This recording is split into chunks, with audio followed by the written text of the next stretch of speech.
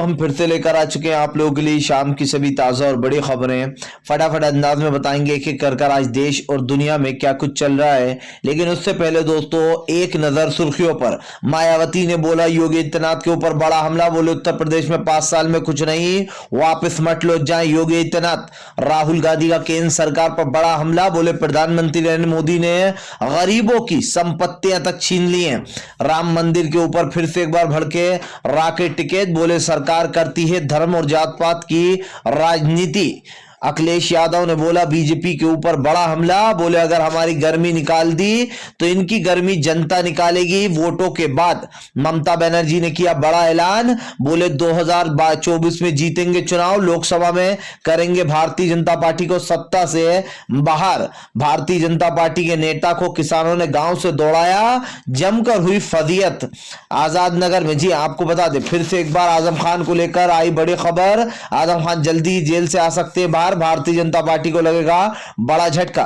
कन्हैया कुमार ने बोला आरएसएस पर बड़ा हमला, बोले ये राम को कैसे लेके आएंगे, जबकि एक युग की बात है और आरएसएस बनी 1925 में। चलिए बढ़ते हैं सबसे पहले और सबसे बड़ी खबर की ओर। दरअसल राहुल गांधी का केंद्र सरकार पर बड़ा हमला, बोले प्रधानमंत्री नरेंद्र मोदी ने देश को हिस्सों में बांटने का काम किया है। इस देश का प्रधानमंत्री देश के लोकतंत्र को खत्म करने पर तुला। देश के युवाओं को मारा जा रहा है, पीटा जा रहा है, उनके ऊपर लाठियां चलाई जा रही हैं, लेकिन देश का प्रधानमंत्री चुप क्यों। राहुल गांधी ने कहा कि प्रधानमंत्री नरेंद्र मोदी कहते हैं कि हम नया भारत बनाएंगे। कौन सा नया भारत बनाएंगे, जिसमें भारत के 2 हिस्से कर देंगे। राहुल गांधी ने कहा कि प्रधानमंत्री नरेंद्र मोदी ने बड़े बड़े भाषण दिए, हमने देश के लिए ये किया, हमने देश में ये संस्थाएं लाई, लेकिन प्रधानमंत्री ने ये नहीं बताया कि उन्होंने युवाओं के ऊपर लाठियां चला दी, उन्होंने गरीबों की रोजगार छीन लिया, उन्होंने कोरोना के चलते गरीब लोगों के साथ जो व्यवहार किया, जिस तरीके से नोटबंदी पलायन करते रहे किसान, उनकी सुनी नहीं गई। राहुल गांधी ने कहा कि ये कौन सा भारत है जहां पर किसानों को कुचल दिया जाता है, जहां पर किसानों को आतंकवादी, खालिस्तानी, माओवादी तक बता दिया जाता है। क्या यही प्रधानमंत्री का नया भारत है? मैं नहीं डरता प्रधानमंत्री नरेंद्र मोदी से। राहुल गांधी ने कहा कि प्रधानमंत्री नरेंद्र मोदी जिस तरीके से राजनीति कर रहे हैं उससे देश की जनता को काफी आघात पहुंचा है। इस देश में नए 2 भारत बनते चले जा रहे हैं, एक तो अमीरों का भारत और दूसरा गरीबों का भारत। अमीरों के भारत में 10 लोगों के पास, तो समझिए दोस्तों 10 लोगों के पास 55 लाख लोगों से भी ज्यादा की संपत्ति है। अब आप समझिए दोस्तों, एक तरफ महज 10 लोग हैं और एक तरफ 55 लाख लोग हैं। राहुल गांधी ने कहा कि 10 लोगों के पास 55 लाख लोगों से भी ज्यादा की संपत्ति है, यही नया भारत है। राहुल गांधी ने कहा कि प्रधानमंत्री नरेंद्र मोदी न जाने देश को किस ओर लेकर जा रहा है। इस देश में लगातार धर्म जात पात के नाम पर राजनीति हो रही है, लगातार 2 भारत बनते चले जा रहे हैं, जहां पर एक में तो सब कुछ ठीक है लेकिन दूसरे में गरीब आम जनता परेशान हो चुकी है। रेल, पेट्रोलियम, हवाई अड्डे, ट्रेन अड्डे, बस अड्डे, स्कूल्स, एलआईसी, बैंक के निजीकरण, पूरे देश को बेच दिया गया है। आखिरकार ये कौन सा भारत है जिसमें नरेंद्र मोदी ने पूरे देश की संपत्तियों को बेच दिया है। राहुल ने कहा कि अगर प्रधानमंत्री नरेंद्र मोदी सड़क पर चिल्ला चिल्ला कर भी कहे तो देश की जनता अब इस पर भरोसा नहीं करने वाली। फिलहाल खैर चलिए हम बढ़ते दोस्तों को अगली बिग ब्रेकिंग की तरफ। बता दोस्तों अगली जो बड़ी खबर निकल कर आ रही, मायावती ने कर दिया योगी आदित्यनाथ के ऊपर बड़ा हमला, बहन जी ने आते ही मचा दी तबाही। दरअसल दोस्तों एक बार फिर से मायावती जो है यहाँ पर अब चुनावी मैदान में कूद पड़ी है। ये मायावती की पहली रैली थी। अब तक दोस्तों मायावती उत्तर प्रदेश से गायब चल रही थी, लेकिन दोस्तों मायावती की एंट्री के बाद से अब उत्तर प्रदेश में भूचाल आ गया। कल मायावती ने जमकर बीजेपी और कांग्रेस पर हमला बोला। मायावती का कहना था बीजेपी, एसपी और कांग्रेस ये तीनों एक ही थाली के चट्टे बट्टे, ये लोग हम तुम खेल रहे हैं। जी हाँ, पहले तुम्हारी सरकार फिर हमारी फिर उसकी।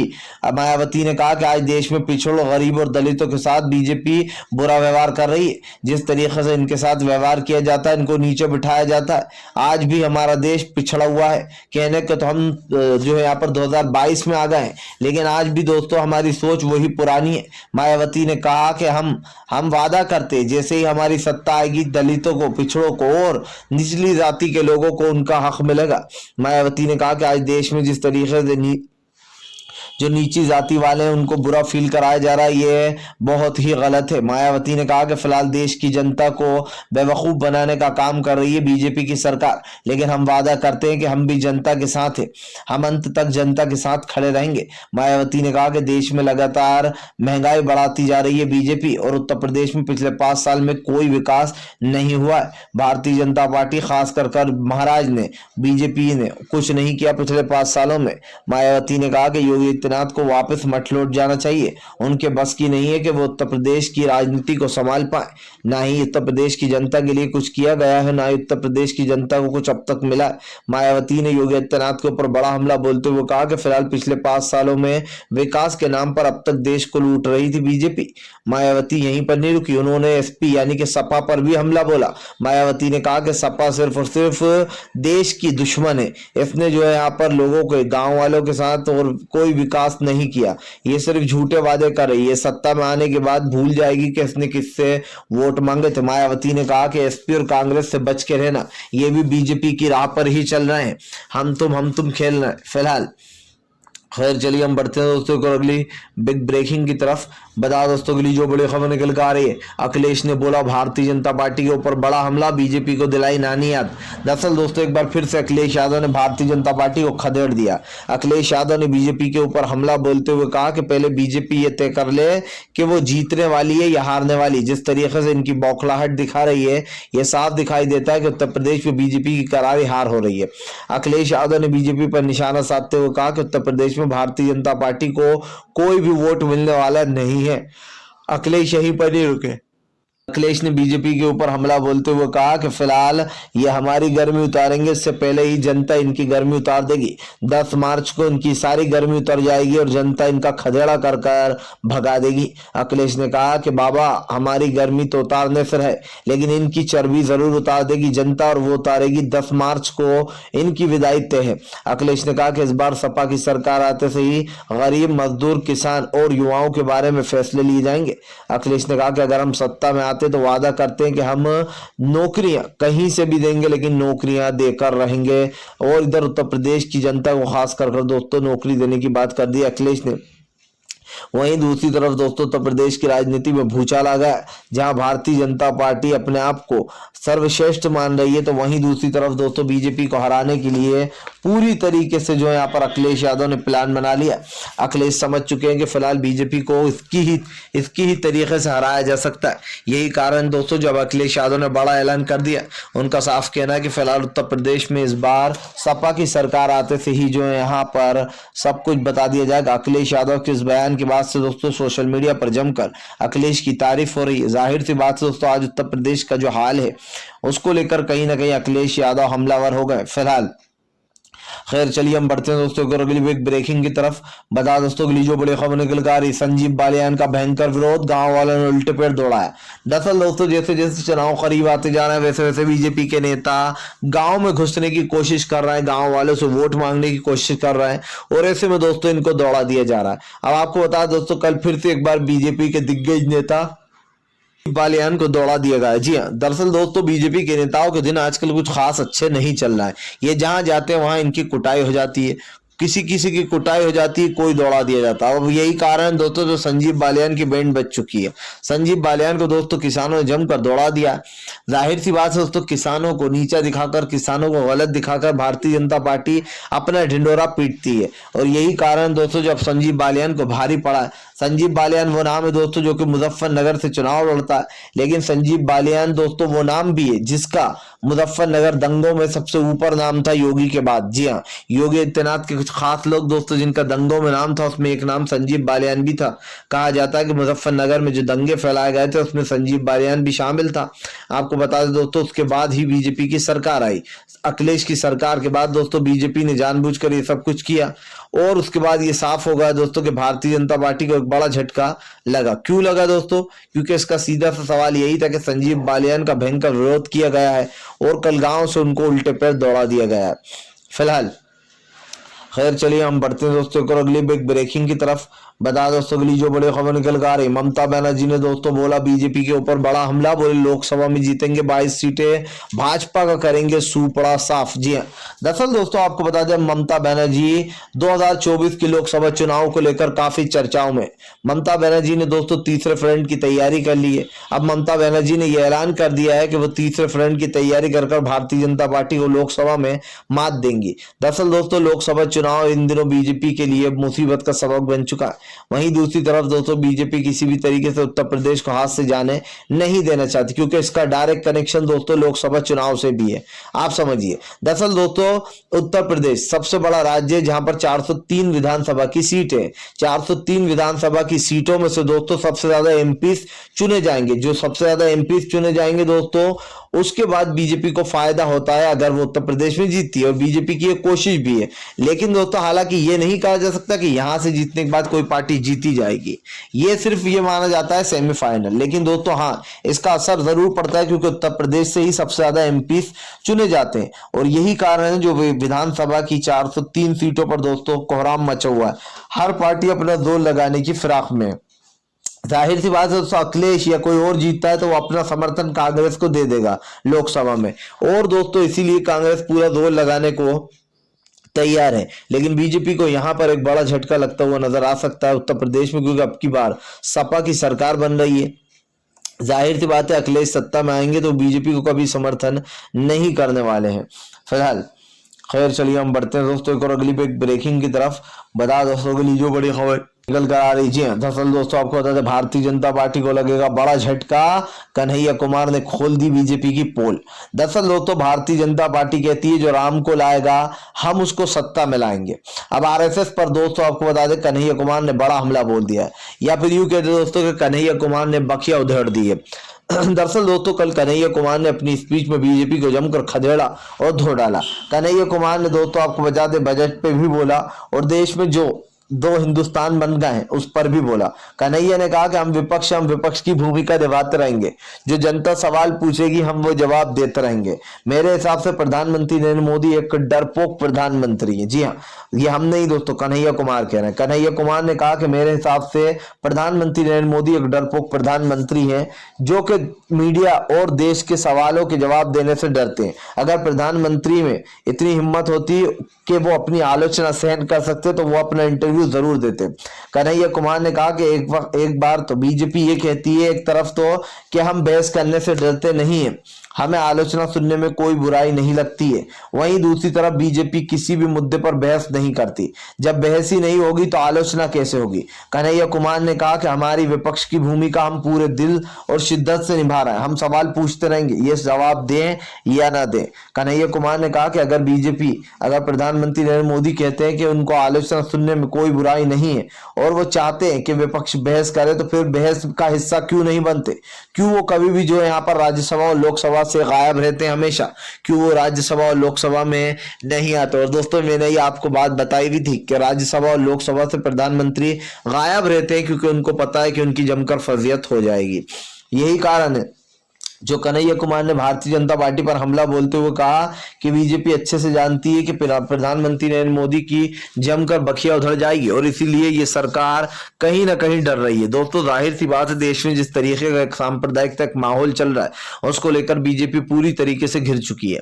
आज देश में दोस्तों जिस तरीके का एजेंडा चलाया जा रहा है उससे कहीं ना कहीं भारतीय जनता पार्टी को एक बड़ा झटका लगता हुआ नजर आ रहा है, और यही कारण दोस्तों जो अब बीजेपी पूरी तरीके से फेल हो चुकी है। इसलिए भी हो चुकी है दोस्तों क्योंकि आपको बता दूं, आपने इससे पहले भी देखा होगा कन्हैया कुमार ने एक भाषण दिया था जिसके बाद बीजेपी की हिमाचल प्रदेश में करारी हार हुई थी। कन्हैया कुमार की स्पीच को दोस्तों काफी पसंद किया जाता है। कन्हैया यही नहीं रुके दोस्तों, कन्हैया ने कहा कि प्रधानमंत्री और आरएसएस वाले कहते हैं कि हम उन्हें लाएंगे जो राम को लाएंगे। मुझे एक बात समझ में नहीं आती है कि ये जो है ये तो श्वेता युग की बात है। जी हाँ, ये श्वेता युग की बात है, और आरएसएस तो सिर्फ 1925 में ही बनी है, तो ये कैसे राम को लाएंगी?